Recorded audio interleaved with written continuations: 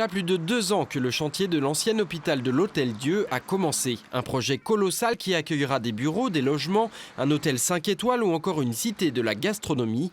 Mais surtout, les 7 cours intérieures seront ouvertes au public et accueilleront une quarantaine de boutiques et une dizaine de bars et restaurants. Les gestionnaires du site ont dévoilé aujourd'hui leur stratégie. Ils veulent des boutiques plutôt haut de gamme, mais accessibles. Et visiblement, ils n'ont que l'embarras du choix. On a l'équivalent d'à peu près 4 fois le stock en demande. Donc il y a pas mal d'enseignes qu'on est obligé de refuser. Et il y a des enseignes qu'on a refusées dès le début en disant on est désolé mais le projet ne correspond pas à votre concept.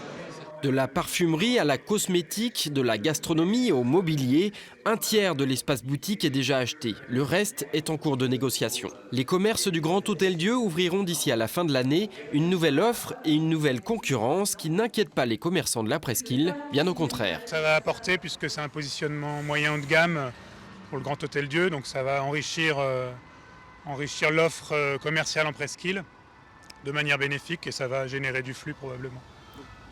En attendant, le chantier se poursuit à marche forcée. Au plus fort de l'activité, 1200 personnes travaillent en même temps sur le site.